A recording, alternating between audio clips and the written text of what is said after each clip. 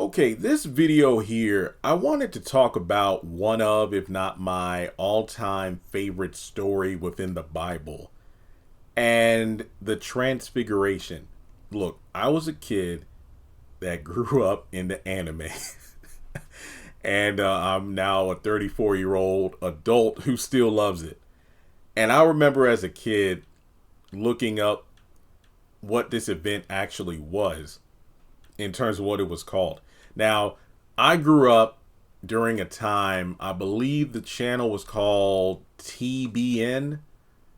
I don't know if that's still a thing now, but there was a Bible cartoon called Superbook and The Flying House, because I would wake up early on Saturday morning, before ABC's One Saturday Morning would start, or Fox Box, or Kids WB or Cartoon Network would play, cartoons that, were Saturday morning staples at that time. I would wake up before 6 o'clock.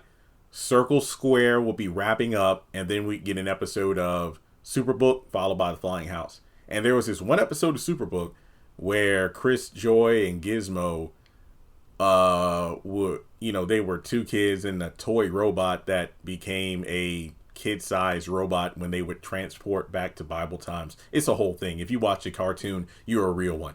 And there was an episode where they went on the mountain along with Jesus and three of his disciples, Peter, James, and John. And he started glowing, and I'm like, whoa, is Jesus turning into a Super Saiyan? No, I am not making joke of the gospel. I am telling you my mindset when I was a kid. I'm like, what? Because I had just gotten into Dragon Ball at the time. So after the episode, because during that transformation, which technically it was, because the Bible describes it as Jesus' face shone like the sun and his clothes became dazzling white as his divine glory radiated through him. It was a metamorphosis of sense, and he was surrounded by both Moses and Elijah. Moses representing the law, Elijah representing the prophets, signifying that Jesus fulfills both the Old Testament law and the prophets. And what really sealed the deal was in a true I'm him moment, as people would call it nowadays. A bright cloud came into the sky, and there was a booming voice declaring, "This is my son, my chosen, listen to him." And of course, the disciples, that's one of the wildest things about the Bible, especially like the New Testament. Revelations in itself is crazy, but when I think about like the disciples and just regular everyday people walking through life, and specifically those who follow Jesus, some of the things they saw, how they did not die on the spot from pure shock, is beyond me. So of course the three disciples were filled with both awe and fear, and Peter suggesting, okay, we need to build like three booths, or three like memorials here, because this is an event that should be remembered. And of course, I mean, think about it this way.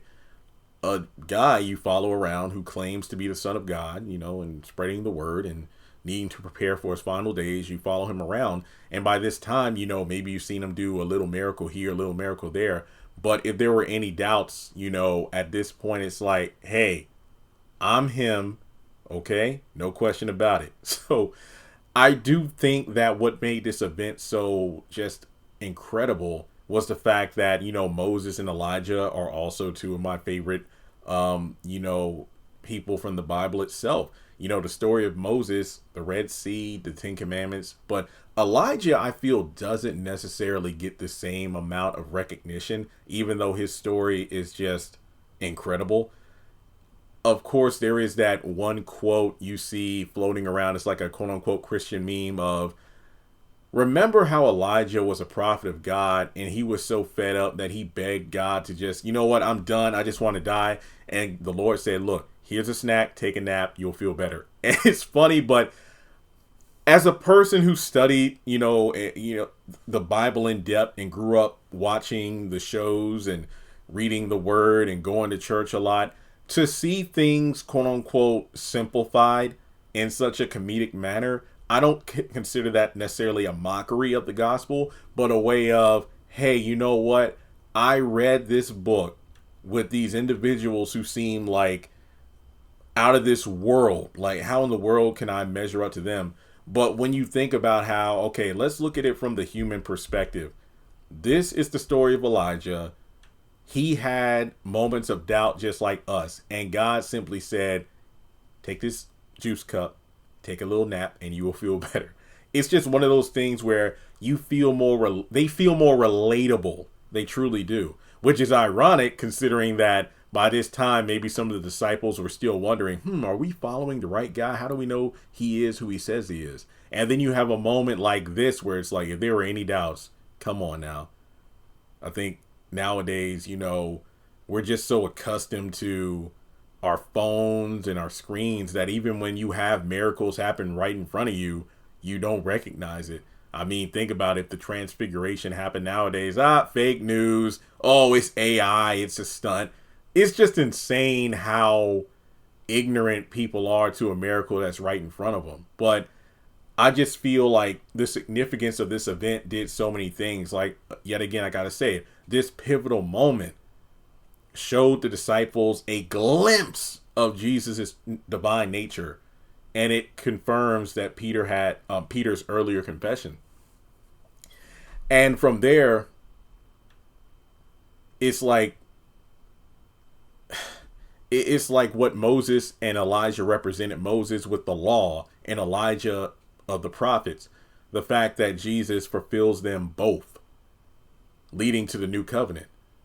And of course, it's foreshadowing the future glory that's going to come later on, that Jesus would enter the kingdom after surrendering his mortal form at the crucifixion, after his suffering and death.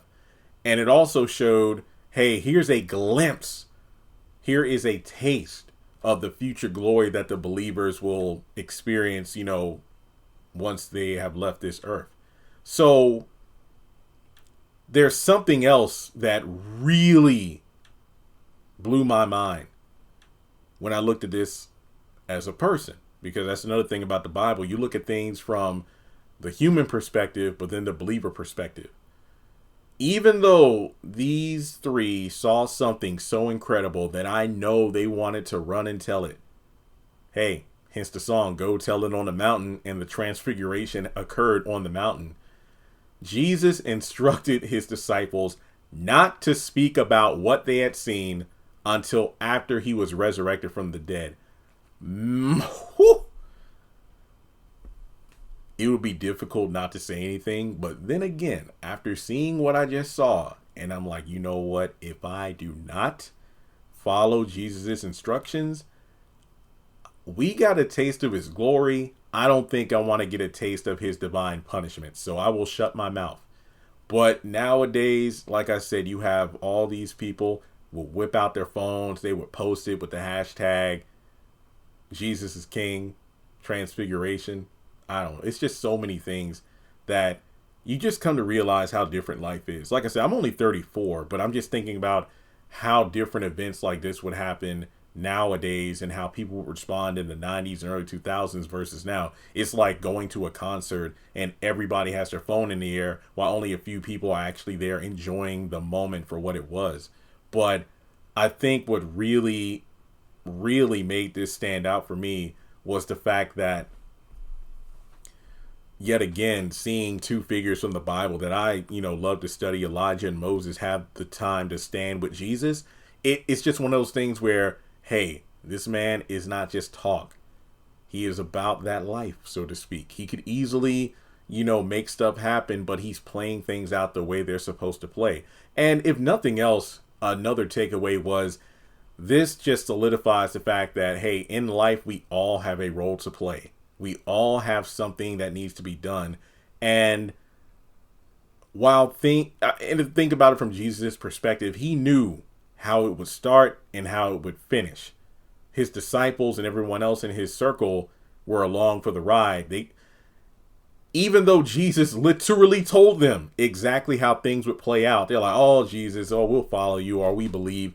But hey, seeing is believing and believing is seeing. Had they had seen with their hearts and minds beforehand, then the events leading to his crucifixion wouldn't have been such a surprise, because it's just like, for example, in real life, when someone, you see them for the last time and it's like, you know what, the last time I saw so and so, something didn't feel right. Sometimes it's best to act on those feelings, because you never know what that person's going through, and that's the last time you see them. But when it comes to Jesus, it's just one of those things where he never kept it a secret as to who he was, what his mission was, and how his story would end.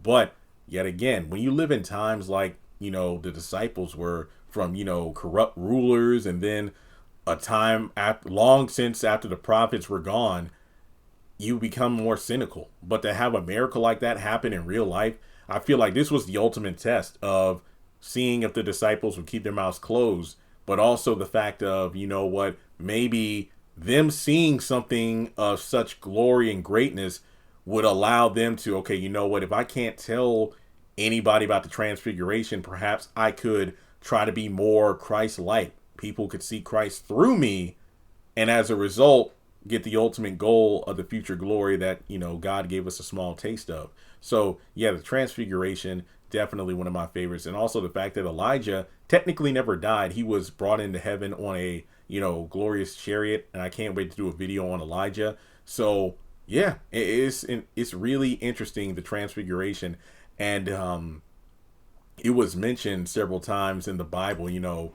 First of all, you have to look at the book of Matthew, chapter 17, verses 1 through 8. And it's also referenced in the book of Mark, chapter 9, and the book of Luke. Man, the Transfiguration. So with that being said, let me know in the comments below, did you admire the Transfiguration? If you were in the position of one of the disciples on the mountain, you're standing in front of Jesus, or you're kneeling in front of Jesus, what two individuals would you like to see by Jesus' side, on his right side and left side? If it isn't Moses or Elijah, who would you want it to be? So with that being said, thanks so much for tuning in. Like and subscribe, and I'll catch you all in the next video.